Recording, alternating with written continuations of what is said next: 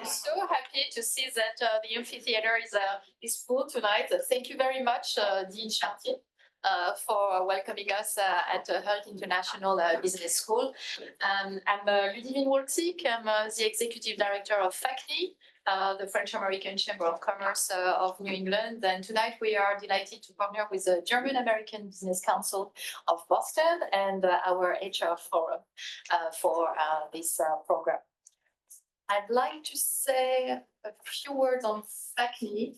We are a nonprofit organization part of a national network of 15 chapters in the United States. In addition to organizing many events that you can find on our website, we are helping French-owned companies to launch their business operations in the United States. So we help them launch the operation and also to grow in the United States. We do that through some hiring services. We are a sponsor for the J1 visa program, which could interest some of you if you are a foreign student here at Health International Business School. This is a visa that allows international students and graduates to intern in the United States. And if you are a European citizen, you can also benefit from a program called VIE, which is supported by the French government, which allows young professionals to work in subsidiaries of French-owned companies. So I'm happy to mention that to you.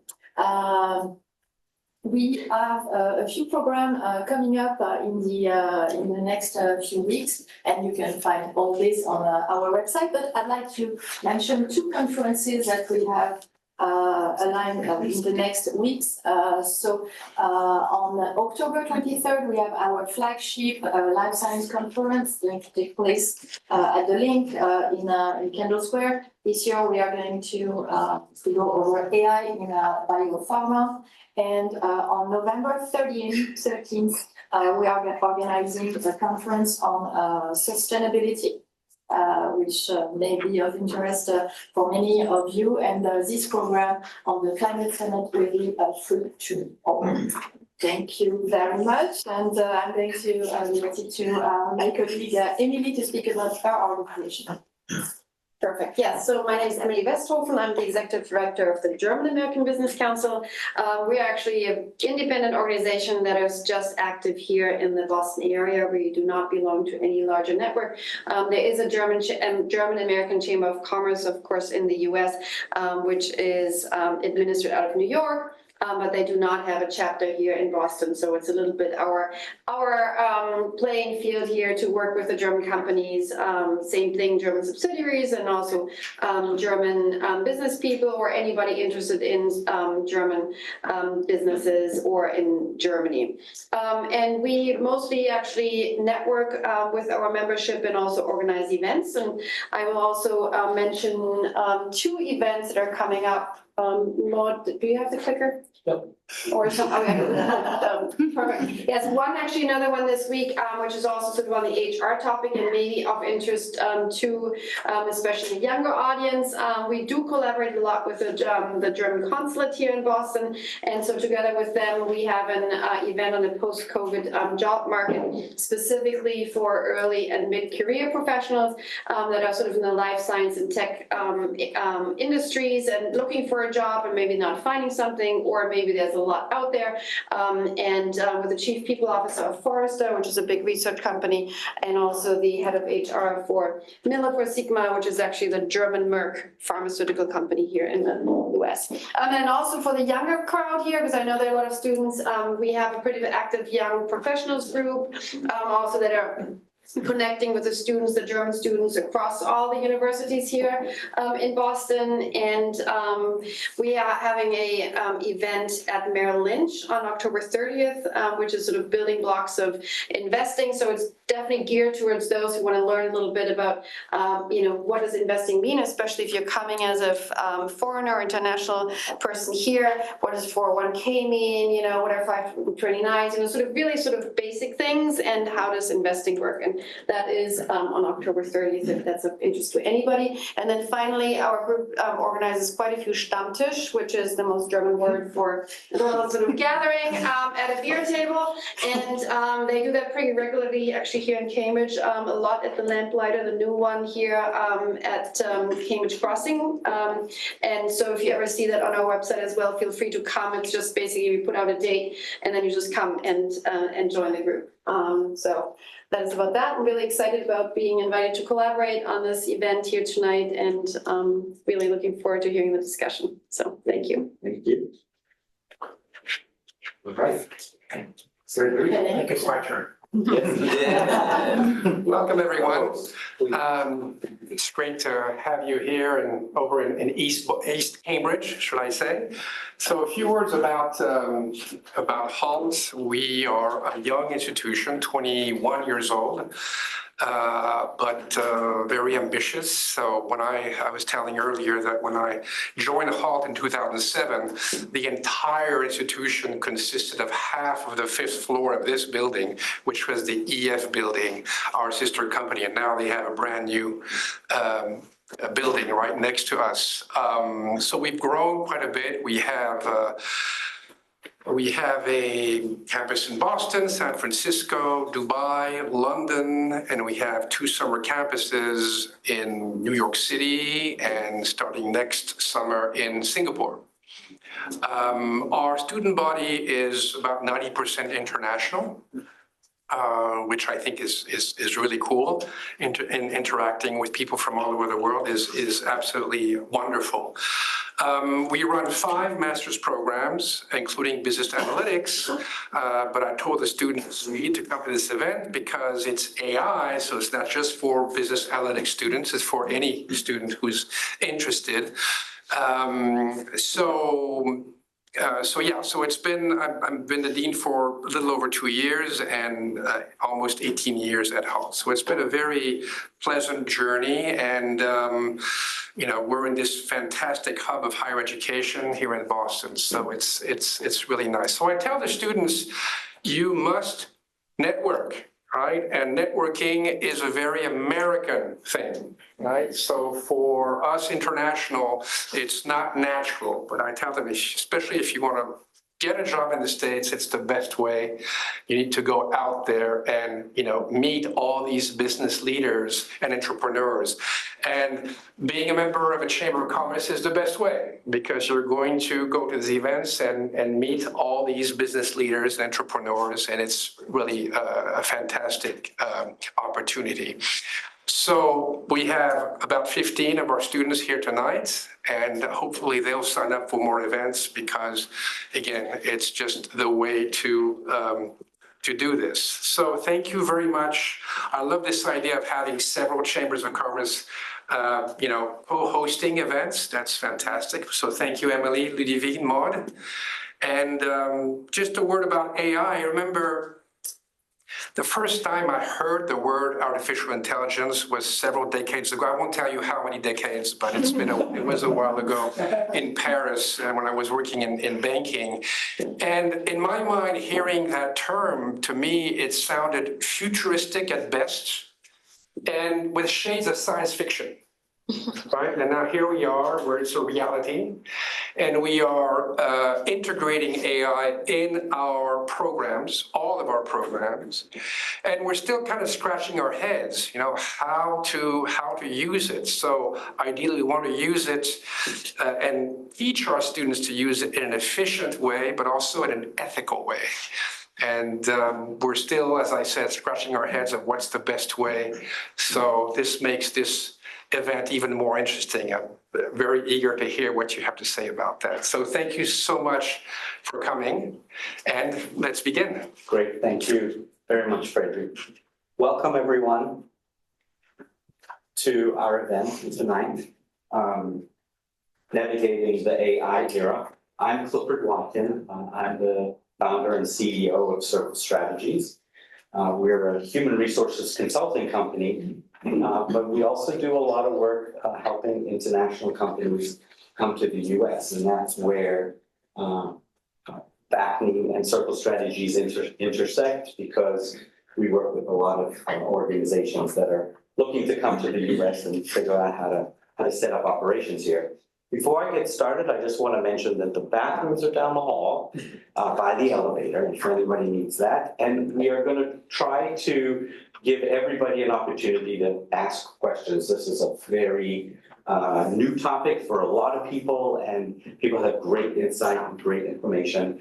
So we're going to have a series of questions. We have 5 questions that we're going to ask the panelists to speak about.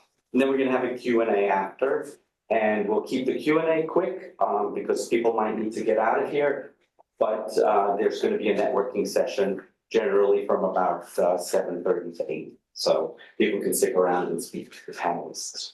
So that was a great introduction, Frederic, to talk about artificial intelligence. And what we're here to talk about today specifically is the intersection between education, the educational institutions, and corporations. And when I talk about the intersection, what I mean specifically is that we've got a lot of students going to school and touching artificial intelligence every day in their classrooms. The teachers are educating them about artificial intelligence and how to improve processes and learn different methodologies and so forth. And then we have corporate companies and businesses, small businesses, that are hearing about it and also adopting it. And where they intersect and where we see some issues arising is that the people that they're hiring from the educational institutions know a little bit more than what's going on in the workforce. And the managers that are hiring them don't understand as much as they need to about artificial intelligence. And I'm sorry I have my back to you. Please feel free to move in if you'd like. So what we want to talk about today with 3 excellent experts is what's happening in the educational institutions, what's being taught, what are students coming out of the educational institutions knowing around artificial intelligence, and then what's happening in the corporate world. And how are they bringing the students in? How are they adjusting their policies and procedures? How are they blending the 2 things that are happening, or the new thing that's happening with artificial intelligence? So before we begin with the questions, I'm just going to ask each panelist to give a little bit of an introduction about themselves. So let's start with Mike.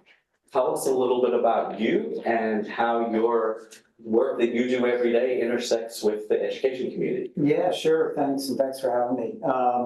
So I work at Chiron Learning, which actually is it's a small company, a couple of years old, that we actually have an office about a mile down the road in Kendall Square. So this was a nice quick walk for me.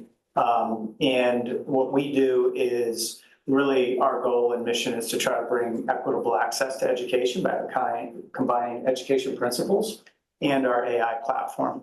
We're about half educators, so former teachers, instructors, faculty members, and about half engineers. And I'm sort of the misfit toy who sits in the middle.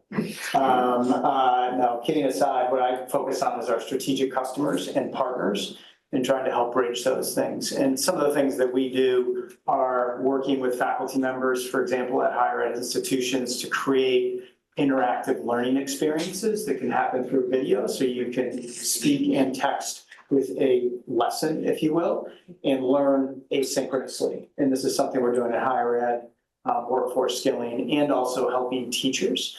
And prior to that, I was at Google for about 15 years on a variety of products, and that's how I came introduced to Chiron. Both of our founders are from Google, one that I worked with really closely, who started Google Workspace, if you're familiar with that, Chromebooks, those were products I worked with him on. And he was the first VP of AI at Google, and he really wants to make education accessible for all. So we work with a lot of online universities and online forums. And then prior to that, I actually started kind of my technical career coming out of business school around 2000, right over here on Rogers Street, at an early stage, I guess would be machine learning, David, at natural language processing search company. So it's kind of funny, I've kind of come full circle back where I started in technology and really transformational technology, which is really what I enjoy. So happy to be here as part of the discussion. I always learn things in these discussions, both from folks like yourselves and the panels. Great, thanks very much, Mike. Appreciate that. And next, you don't know, but let's go with Tim. Yes. Good evening, everybody. My name is Tim Connors. I'm a business guy. I'm not a technologist. I'm not a coder. I understand very little about AI. I don't build it. I advise companies who do. And it's all about the user and data and experience. And so I come out of the education publishing space. Many of you have grown up reading books by Pearson, McGraw-Hill, Houghton, Mifflin Harcourt, all the big boys. They've stumbled a little bit over the past few years simply because technology has changed the game. And it is quite fun for me mentoring young companies who are trying to take the wind out of their sails, and they are. Young ed tech startups, oh, some of them aren't so young. Google plays a role, all the big companies play a role.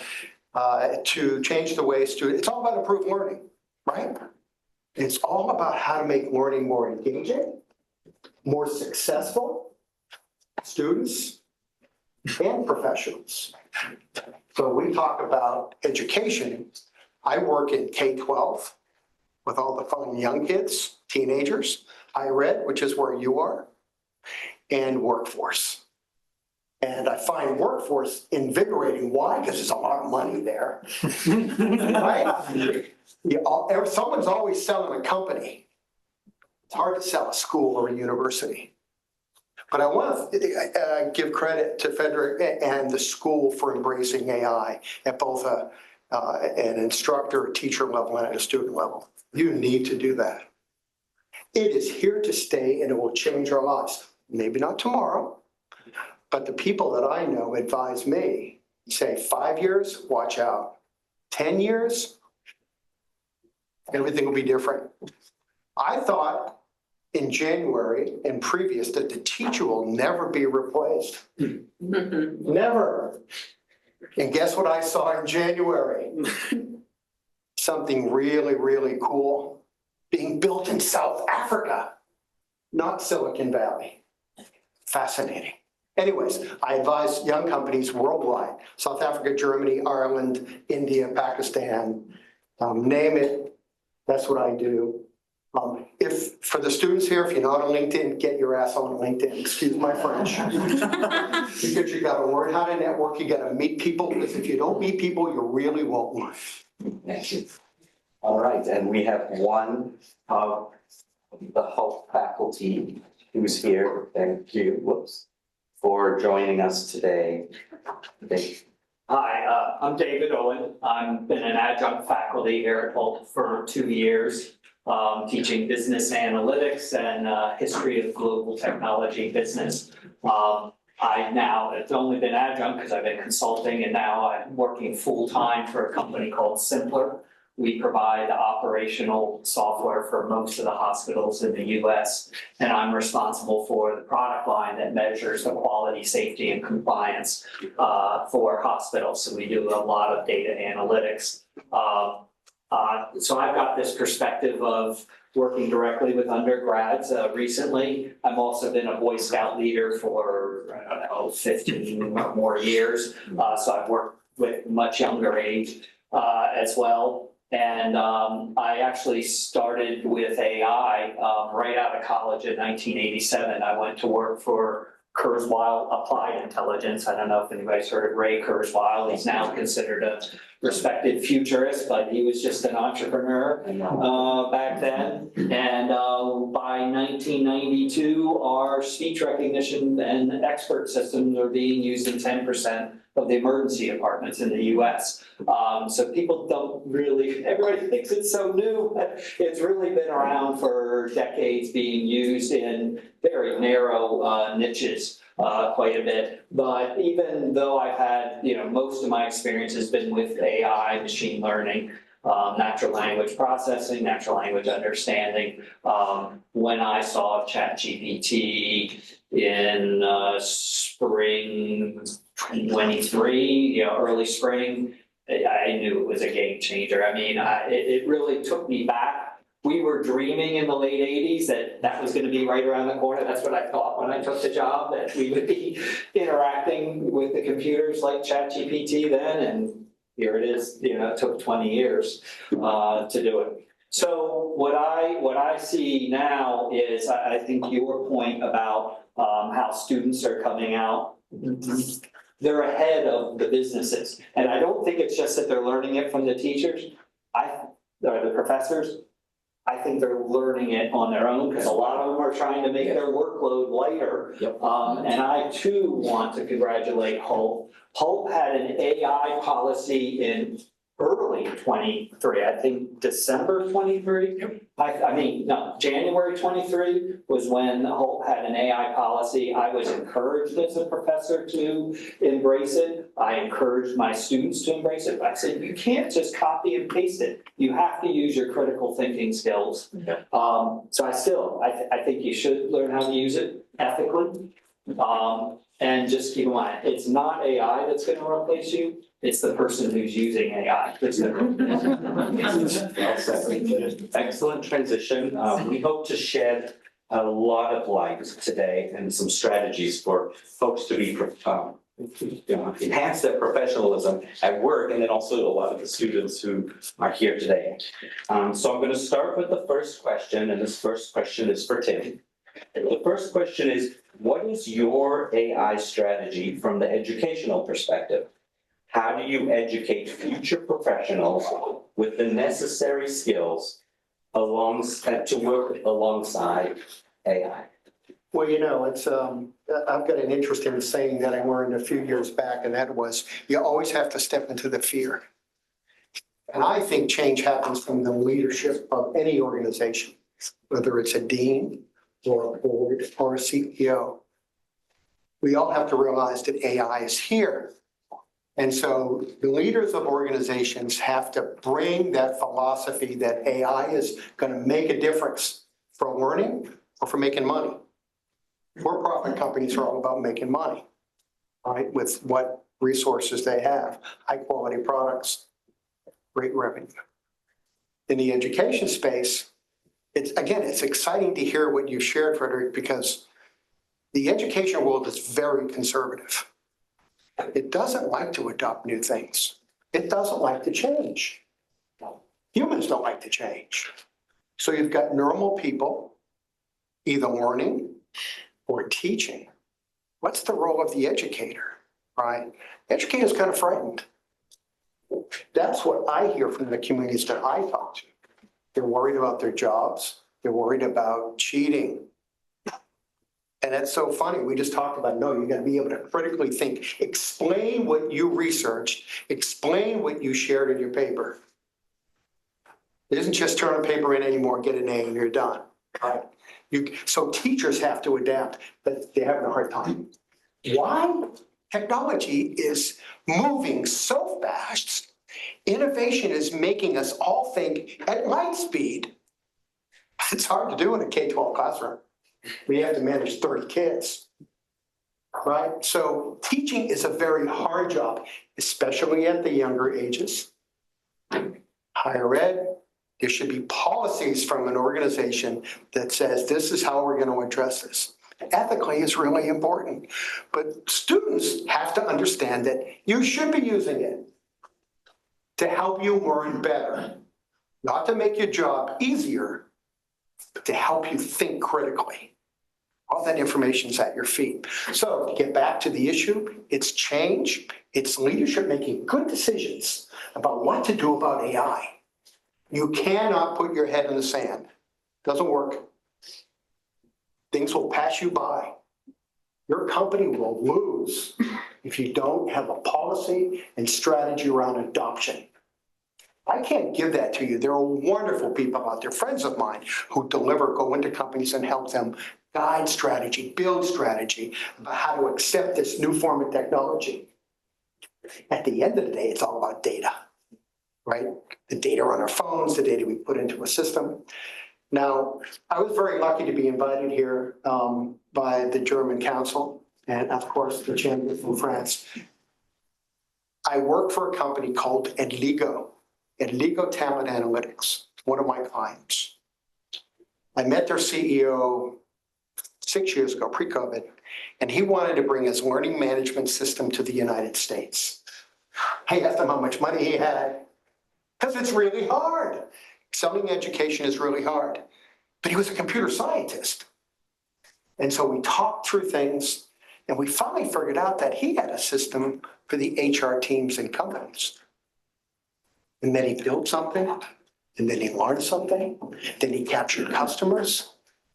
And he is in that process now, adopting HR teams, using his AI to some extent built inside his software to help people perform better, to help managers make better decisions, to keep employees happier because they know where they are, to understand competencies about jobs and what competencies each position has to have. Think about this. If I'm a CEO and I need to hire a new vice president in Hong Kong, how do I do that? Well, call the HR, tell HR, I need to get someone going in Hong Kong. Who do we have? HR says, if they don't have Ed Lego, we'll get back to you. We're gonna probably have to hire a recruiter, 50 grand. It's gonna take me 3 weeks to go through all of our teams on the ground. Now, excuse me, I'm not, some of the HR teams, people that are here, I bet you do this a lot better, but I'm exaggerating to make a point. I didn't want you. With illegal, that CEO would know in a heartbeat, because he has a little dashboard saying, well, who are the people that are competent to take that position because Timmy's leaving? And all of a sudden, here are 3 people. Oh, and they said they'd like to move too. And they said they would. Great, let's interview them now, because time is money. And of course, if you're paying a recruiter, it's money too. So many things happening in this space, but I think it's change management. Technology's here, technology's been around. I don't even think the word educational technology means much. I think it's education. That's my belief. Thank you, Tim. I think the lesson to educate future professionals with AI that I think you're suggesting is that we need to have much stronger critical thinking. So we can trust the technology and it's going to give us information and help us, but we have to critically think around it in order to move that forward. Our next question is for Mike, and this question is, how do you prepare AI-enhanced professionals for interdisciplinary collaboration? What skills beyond technical expertise are essential for success in AI-related roles? Yeah, so I think, Tim kind of touched on it at the end. I think you think of AI as a category of transformational technology, and many of you are becoming experts, like David suggested, ahead of the workforce. Is like any change that's coming into an organization, first and foremost is getting, if you think about some areas of focus, it's having some level of domain expertise around whatever organization you're working in and trying to find experts across functionally. So if you're going to work on a project and you want to bring your AI expertise, sort of having some knowledge around that, and then having a little bit of systems thinking around how that works functionally across an organization. These are all often change management principles, right? But understanding and respecting those areas, because there is a lot of fear around AI, and some of it is perception and lack of knowledge.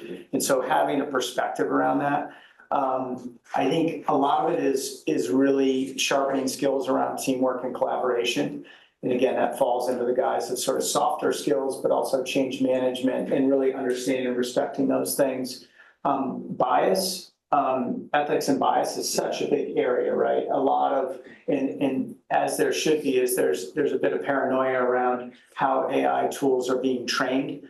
In like a lot of technologies, accessibility is often biased. And so ensuring that the data that's training these models doesn't have that bias piece. So you as an AI expert, just making sure that's, you're incorporating that in your model. And then I think another would be sort of regulatory and compliance and having an understanding of those things. David said he's in healthcare, so HIPAA compliance, what does that mean for anything I want to release that has AI components to it? It could be GDPR, if you're thinking about, cross global data and in the transition, those things. So there's a series of things that I think oftentimes get lost in sort of AI and the technical girth of it and the fear around that. But a lot of it is, so if you're going into the workforce, sort of applying what I would say is sort of common principles when you're deploying any transformational technology, that you're taking those into account. You know, just to give an example, kind of what we do at Chiron is, again, I mentioned we deploy a capability that allows for students to have tighter interaction. The instructor is right in the middle of that. So we actually work with our education team to build a platform that allows an educator to put in the proper scaffolding, in the proper, education principles, and also put their touches on whatever is produced.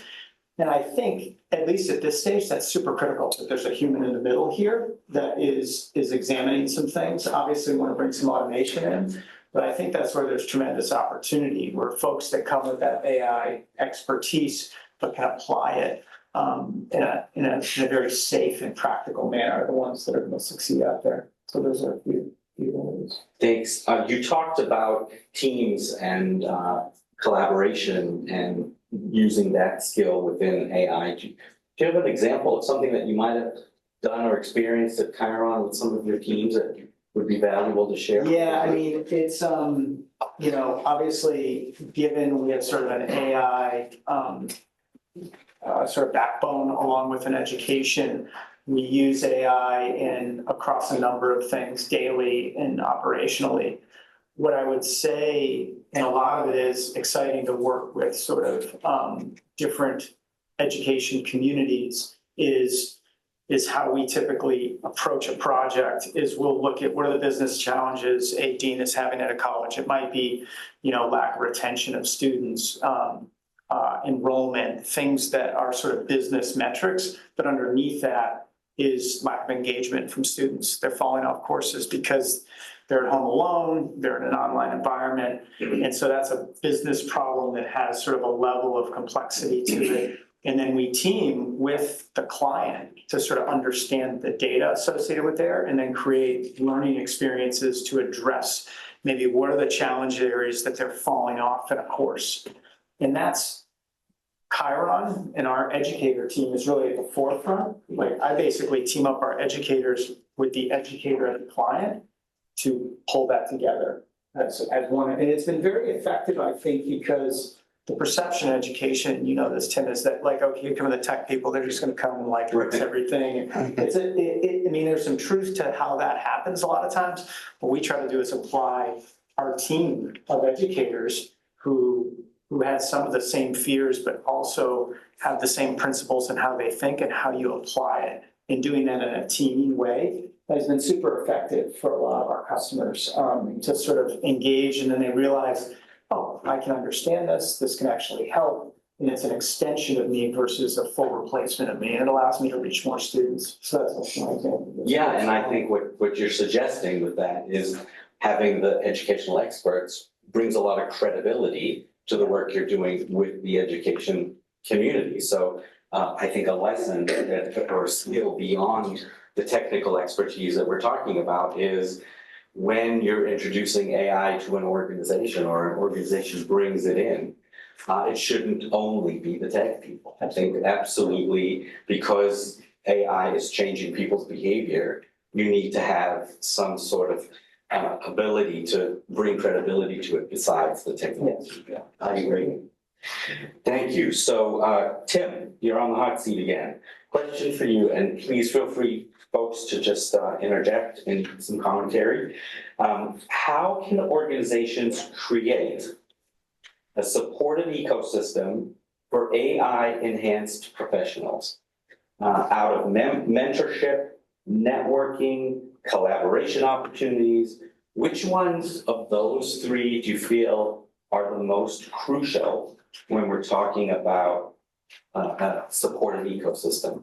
Well, I think it's networking and collaboration, but you've got an internal, you're talking about an internal team, Yep. that's generally driven by an assignment from a manager or a leader. It could be cross-functional, it could be just internal. But I think that needs to happen. That needs to be put in place to open up discussions about how AI is being used on a specific project or a specific issue internally, right? If it's external, well, you've got the world in front of you. LinkedIn gives that to all of us. And not that I work for LinkedIn at all, but it's a great place to find expertise for people who will share information with you. So even if you're on the job, well, a lot of us are networking like crazy on LinkedIn. That's what we do. You want to stay connected, you want to stay informed, you want to learn about things that are happening in areas that you're interested in. You've got to play there. But it's also those connections. So it's the idea of connecting with people to build your learning. And it's about collaborating with them to deepen that learning, to make you more successful. Organizations should invest there, should give time there. And the one other challenge that all organizations have is resources. Time certainly is a component, but what resources has an organization given the HR team to do that? I've heard not great things recently. Yes. Because corporations are retrenching a little bit. They may want to drive performance better. They want to make a little more money. But at the end of the day, it really has to be sort of that corporate energy and with a dollar amount that says, this is what we need to do. Here's some budget to move forward. I'll give you one example, student information systems inside of K-12 and higher ed, they haven't changed in a long time. They're entrenched. Why would a school district want to move all that data to a new system when it's been sitting there for 20 years? Every student is on their grades, their address, all the stuff is there. It's hard. I don't want to move it. But there are new companies doing wonderful things. Chiron is one of them in certain specific areas. You've got to move it. Anyways, long and short, you got to connect and you've got to collaborate. 2 questions out of that. So you speak about networking. So if I'm in the organization and our organization is now adopting AI in a certain department, and there's some kind of new technology coming along, you're suggesting networking within the organization. And what I'm comfortable and used to hearing is that organizations create community groups inside the organization. And that allows people to collaborate and learn from each other.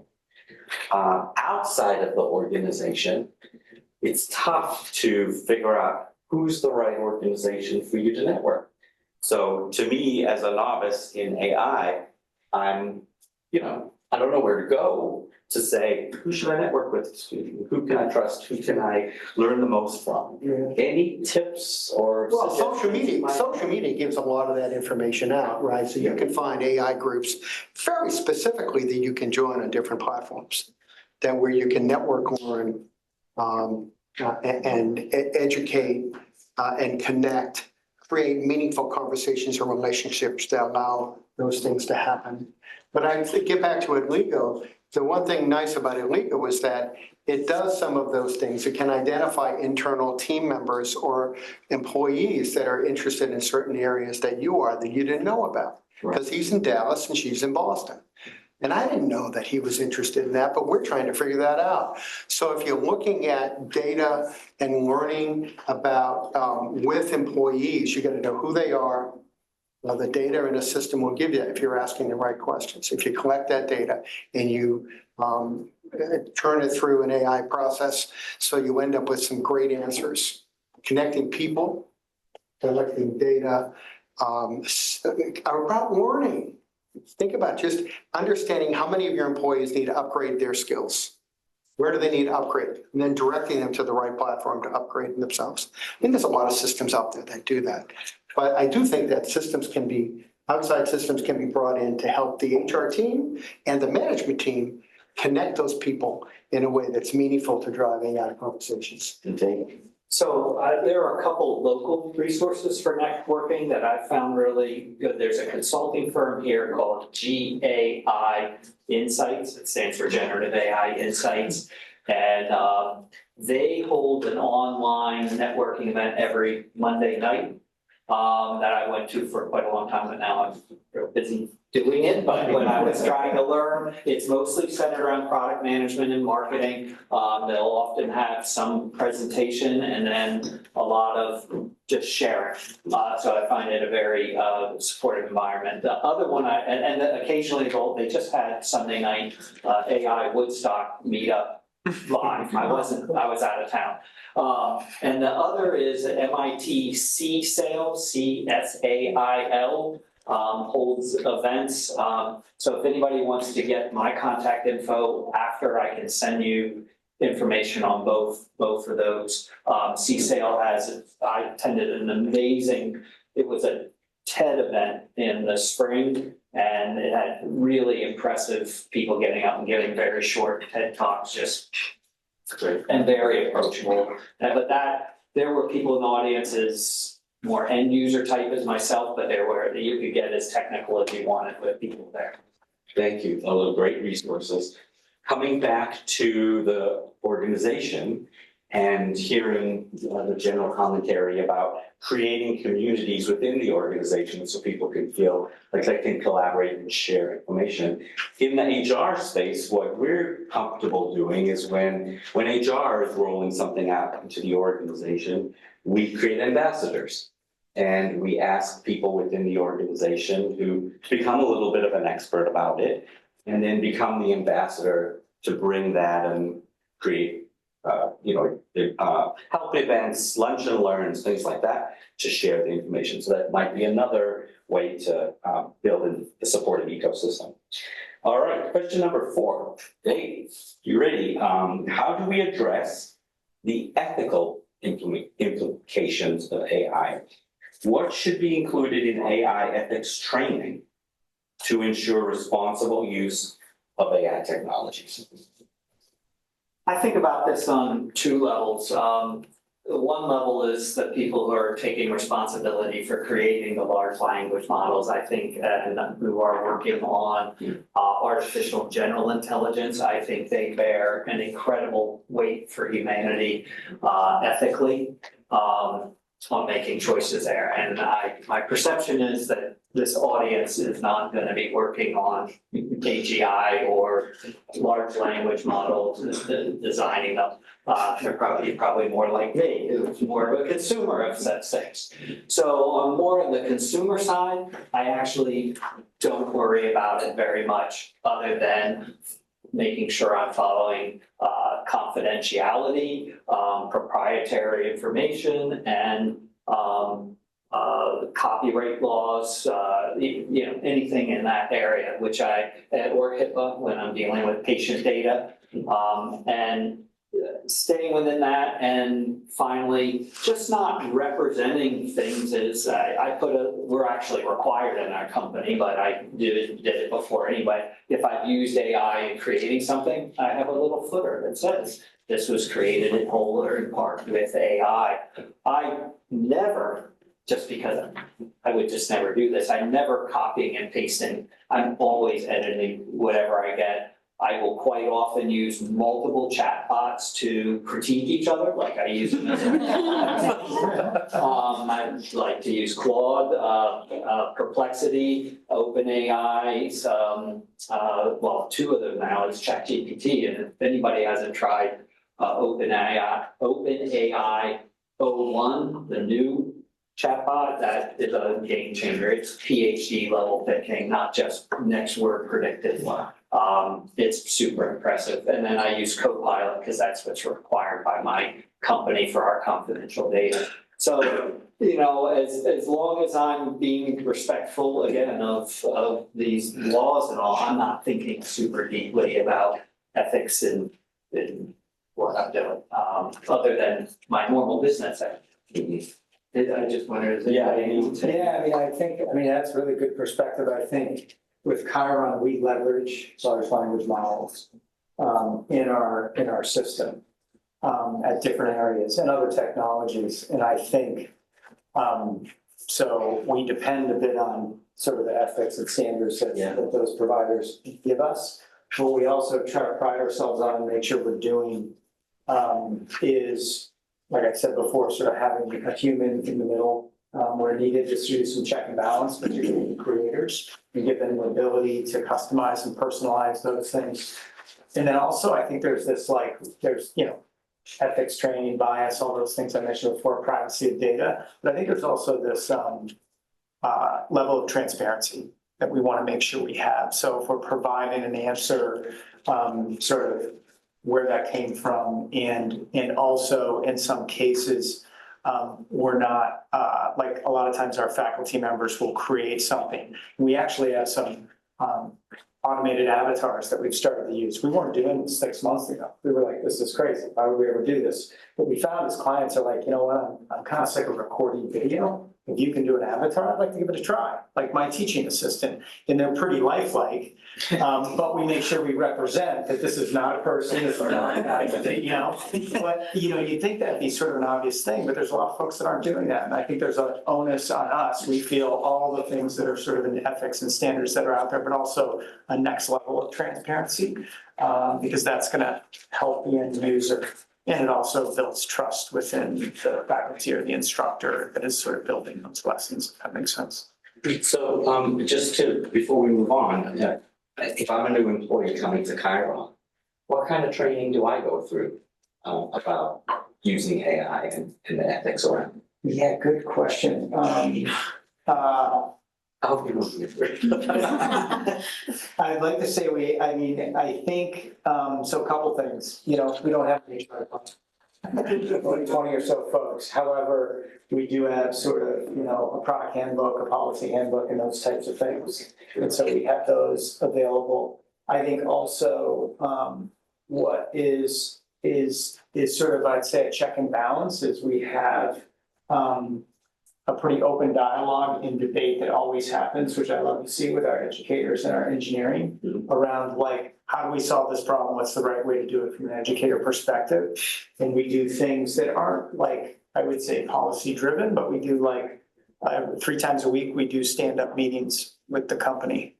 And we walk through 15 minutes, you know, we'll hit a few areas.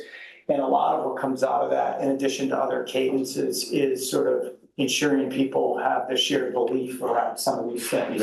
And we do a lot of work with ed tech groups to help clarify and confirm some of the policies we have around that. So we have, you know, a couple folks on our educator team that are all about research and trusted research around policy pieces. And so, you know, we use mechanisms like Slack to continually share that out and update that. And a lot of that, you know, we're part of a lot of groups that are driving standards in the industry because we're so passionate about it. So I don't know if it's sort of like the full orientation program, but No, that's early not. stage, but there's a lot of things we have in place that are sort of like practice what you preach because we're out there delivering it. And it's sort of, we sort of back that up in terms of how we operate internally. But stand-up meeting in the organization, that's modeling, that's training, that's education. Yeah, And so I you work work for a for a much bigger company. We're about $500 million, about 1,400 employees, and we have a standard set of required Training HR training that's specifically around AI. No, you asked about ethics. Yes, So yes, we have ethics ethics and and AI. intellectual property protection as part of, but no standard thing for AI, and we just published our AI policy. That has just come out, and what I've pointed out, the company and now in development, is we need a curriculum to go along with that, because policies tend to focus on either very narrowly what you can do and very broadly on what you can't do. And it really is helpful, including flow charts on here's how you can navigate this policy and actually be productive. I'll give you my business card, I might be able to help you. I do. All right, so again, Dave, let's see if you can help us with this last question, which are what are some of the best practices when implementing an AI strategy? Okay, so I just want to, I don't want you to put up my slide yet, but at the end, I want you to put up a slide that I. Yep, we'll do that. So I've been doing implementation of AI since 1987. What I'm going to talk about now is just like, okay, you're going in a company and you're going to utilize AI or put it in your products for the first time. The first thing to do is looking at the most current literature on where the areas of success that, there is proven efficiency or quality gains. So I'll just mention one area. It's like hands down in customer support using AI to draft responses to customers, and then there's a hashtag out there called hashtag HITL, human in the loop, which is exactly what you're saying. That's been a mantra for 30 years in successfully rolling out AI, at least initially having a human in the loop. And so what you do is you implement these things, just to use the customer service as an example, is then once a response, you've got, 99% of the time, the agent just presses, oh, that's good, and sends, and the customer responds saying they were satisfied with the call, then you can take the human out of the loop. So that would be my kind of headline strategy is, number one, look for areas that have been published in the literature that you have documented gains, then look in your organization, and then implement it first with human in the loop, your whole plan, and then over time, you can pull the humans out of the loop. The third thing I would say is that if you're doing things, and this is what I'm doing with our company now, is in terms of ideas of bringing to products externally, I'm actually prioritizing things that we can first deliver value to our employees and having them use it, that then can evolve into direct for the customer. So for instance, I'm responsible for software that does a lot regulatory-wise. I manage a product management team. So first we're going to have a chatbot that we call a custom GPT, or sometimes referred to as an enterprise GPT if it's protected for your intellectual property. And my product managers will now be able to interrogate the GPT and take the latest regulation, plug it in there and say, what's changed since the last regulation? They can have a conversation. They can interrogate the documents directly. We intend to offer that as a next stage directly to clients.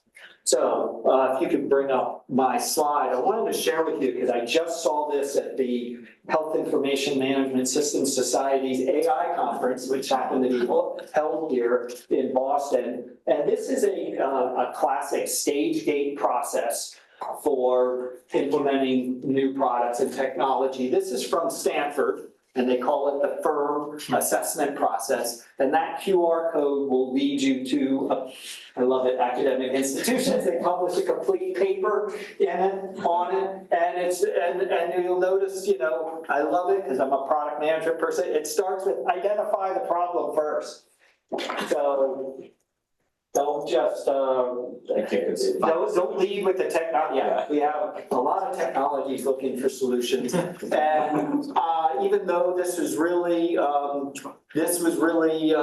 used by their healthcare system, I think it's great for anywhere. Now, just a note on ethics. I'll be happy to take your question in a minute.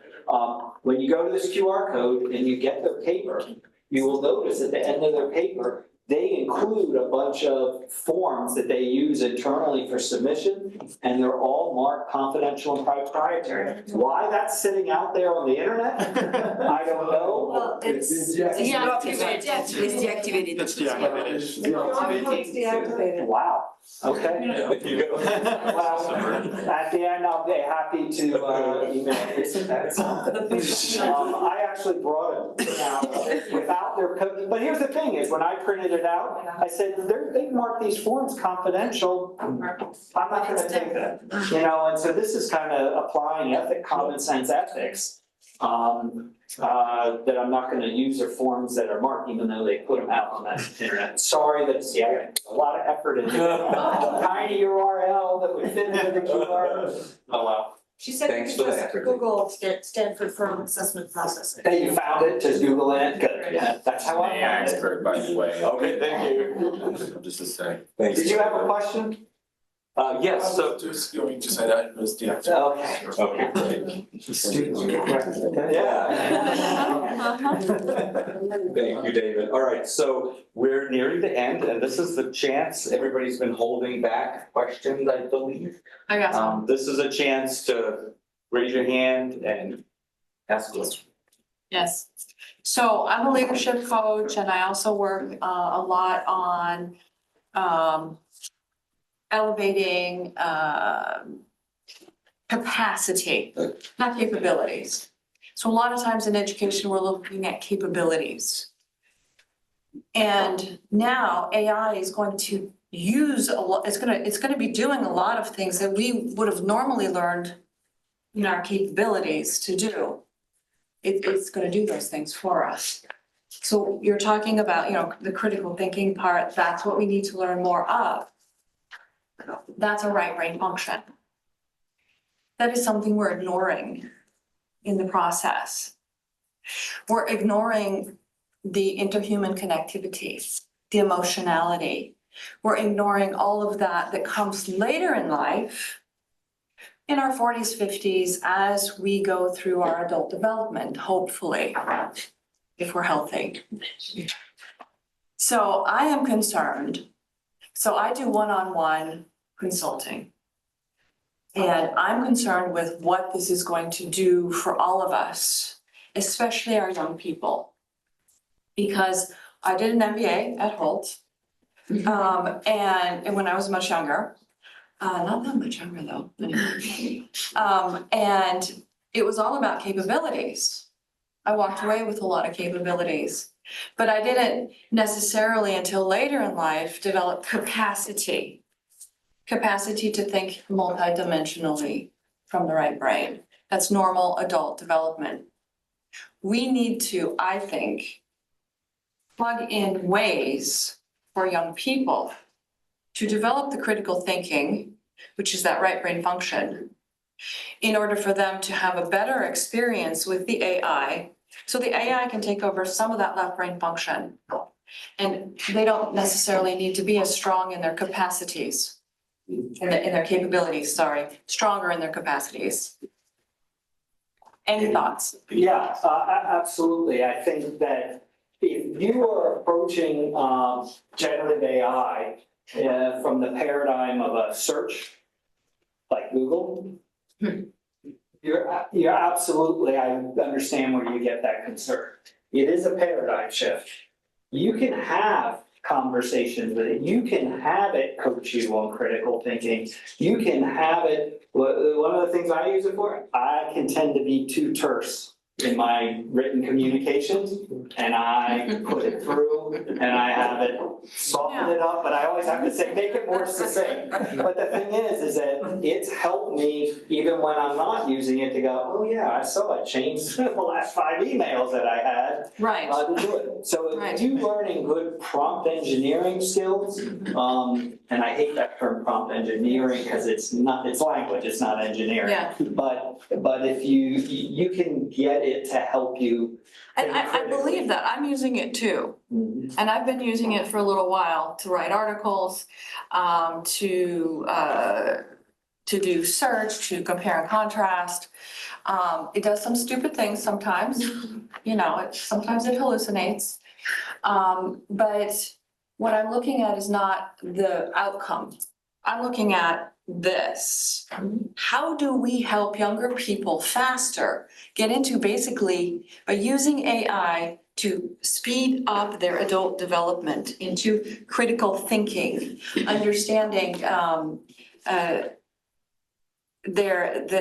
right, you know, developing their ethics and that capacity. I know it's kind of an open question. Yeah, but I think You know, if you are asking it to tell Yeah. you, if you ask it all your questions, you say, what haven't I thought of?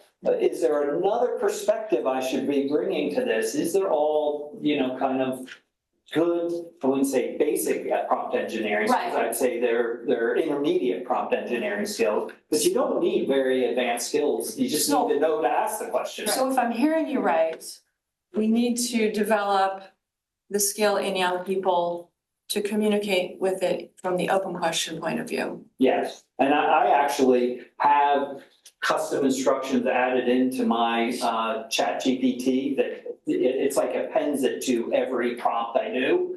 It says, tell me the 3 questions I should have asked. And then every response it gives me, it goes Q1, Q2, and then I don't even have to write out the question. I just say Q1, and it does that. And tell you, I almost always use one of their questions.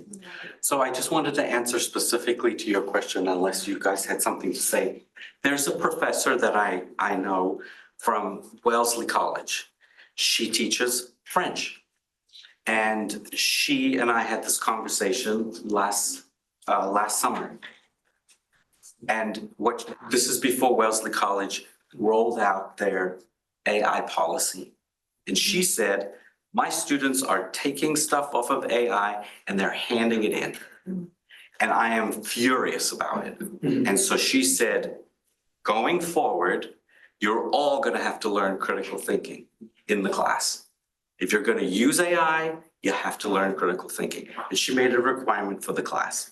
So I think my message to you is when you said, what should we do at the educational level?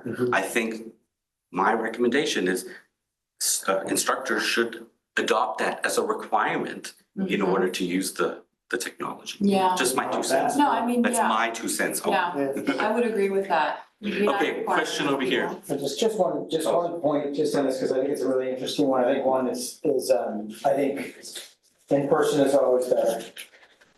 One-on-one with the human is always better.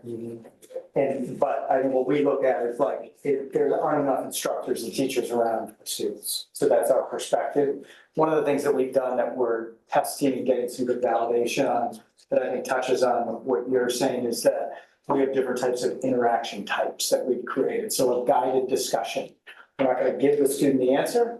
We're gonna hint and guide them just like a tutor would do. We just added a reflection-based interaction, which is very open-ended, right? Which is a chance to converse and sort of share perspective that doesn't have a right answer. It might have 5 or 6 right ones. So it's interesting you say that, because this is sort of our educators and our engineers. It's like, how do we emulate that in-person interaction and the guidance and the coaching? It's never going to be equal to yourself or something like that, but can you do it in a way that forces, I think, that critical thinking use? So I just wanted to touch on that. Thanks, Monique. Question from over here somewhere. Hello, my name is David Owen, and I'm a student in international business analytics at Harvard, and I'm doing my master's degree. So, Mr. Tim, you talked about the fact that higher education is conservative regarding technology and AI. So what the business world is doing regarding this problem, and what policies should be implemented as in respect of that problem? And my other question is concerning the emerging markets, like the South, the global South. What do you see that artificial intelligence? What opportunities can the artificial intelligence and technology in general have for these emerging markets, and specifically the education in those emerging markets?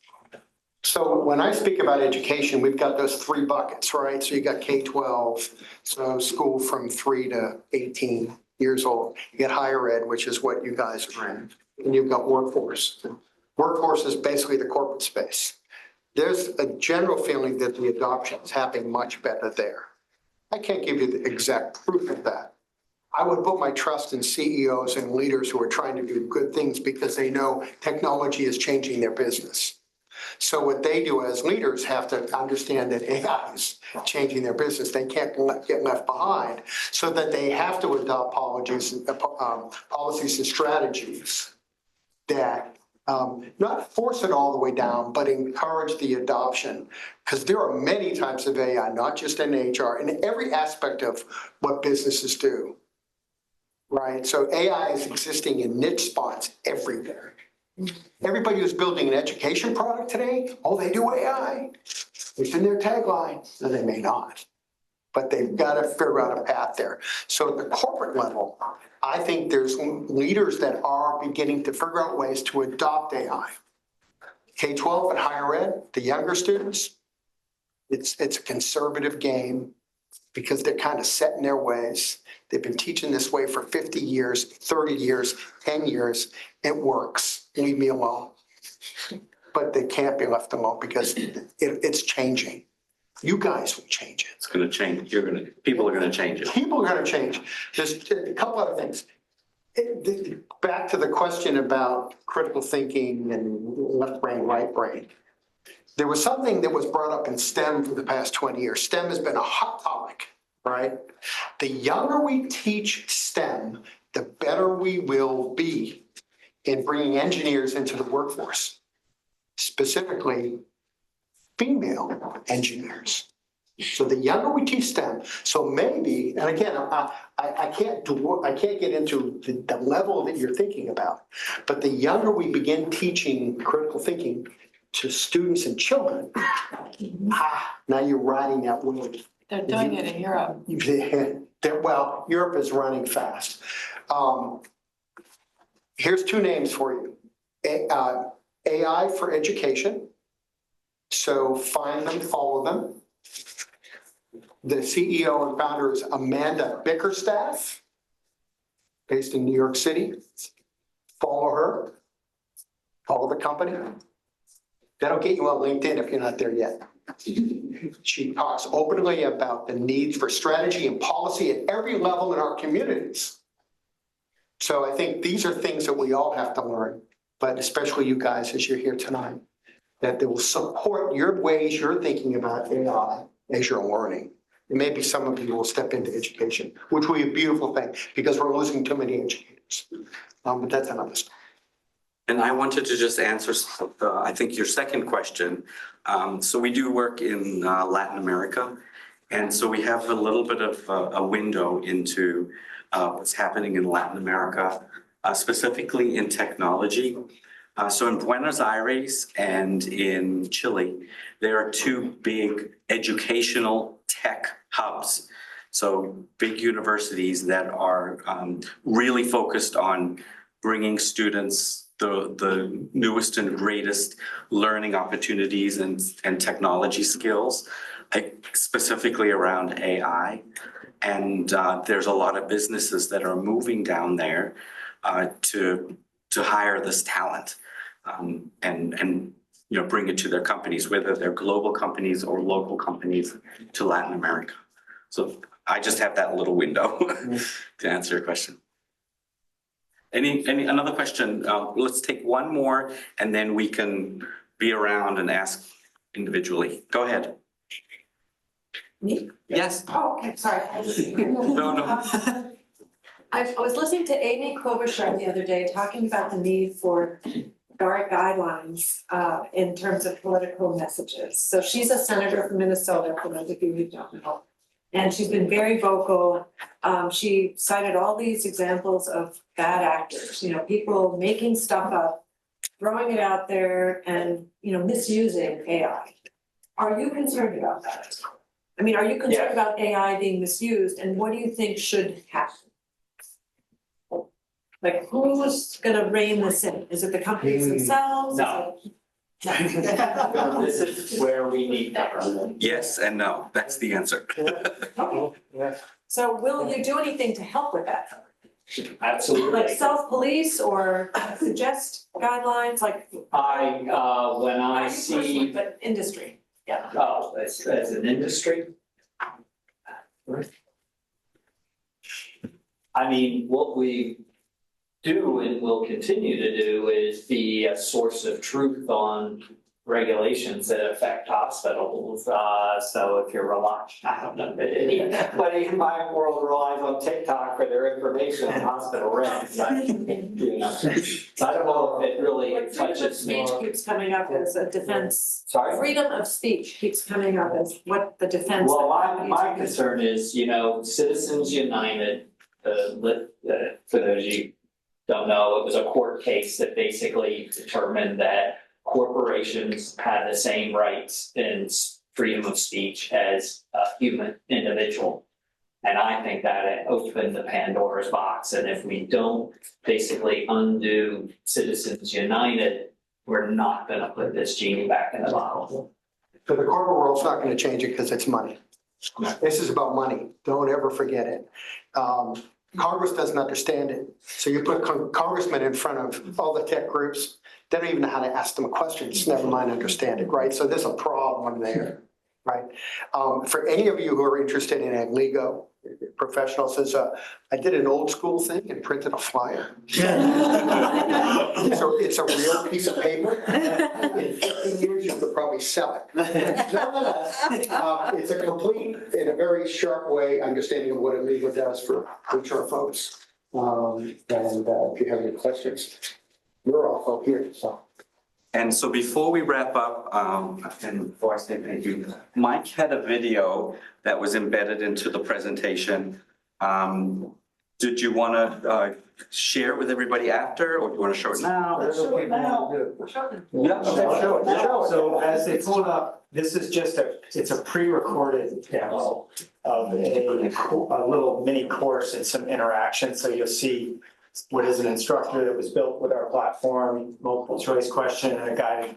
It's all around network firewalls. Welcome to today's lesson on network security and firewalls. Over the past few weeks, we've covered various aspects of cybersecurity, and today we will focus on one of the critical components of network security, firewalls. How confident do you feel about your current understanding of network security and firewalls? That's great to hear. Let's build on that knowledge and explore some deeper aspects of firewalls and network security. Explain the primary function of a stateful inspection firewall and how it differs from a packet filtering firewall. Before I answer the question, can you real quick remind me the key parts of a packet filtering firewall? Sure, I'd be happy to help clarify that for you. A packet filtering firewall is essentially the most basic type of firewall. It operates by inspecting individual packets of data as they arrive at the firewall based on a set of predefined rules. These rules can include the source IP address, the destination IP address, the source and destination port numbers, and the protocol used, such as TCP or UDP. The firewall then decides whether to allow the packet through or to block it, based solely on these criteria. Now, considering this information, how do you think a packet filtering firewall might differ from a stateful inspection firewall, especially in terms of how they handle connections and data packets? Your company's network has been experiencing. That just gives you a flavor. It's just a flavor. It's like a pre-recorded, but what it tries to show is that a little teaser, a little bit of hint, and then another question. A little bit of a hint, another question to sort of hopefully, force the learner to understand the concept. And one of the interesting things that we also have behind the scenes that's happening is we are in a secure way tracking that dialogue back and forth, and then we provide what they're called misconception reports to the instructor. So they can see, if there were 5 key concepts in that lesson, they can see the 2 that they don't quite get yet. And they can see that at a class level. So maybe they need to adjust the instruction for the next day, and then I think at some point, we're going to turn that around to the learner so they can see how they're doing against the goal of the lesson or the course. And just for some context, where was that given, and who were the learners? And so that one we created. So we've created a couple instances of it, really for demonstration purposes. We're working with a number of universities in the computer science area. So that isn't a specific one. We've created more of a standard one. We have one that has an instructor that created all of it, which is a very different look. And this is the automated avatar, the full slide. So basically, in many ways, you put in what's the title of your micro lesson, what are the 3 objectives that you have for this, and it creates a whole course, including the avatar and the dialogue. You can sit in the middle and adjust it if you need it, but it can create the video all the way to the end, which just is a time saver and also, creates it highly interactive. So thanks for showing it. Great, no problem. So at 7:45, I wanted to thank everybody for coming today and really enjoyed presenting all to you folks. Thank you very much to GABC and FACCNE for hosting the event, and of course to HALT for having us all here. And of course, thank you very much to our speakers for a wonderful insight into this great topic. So a round of applause.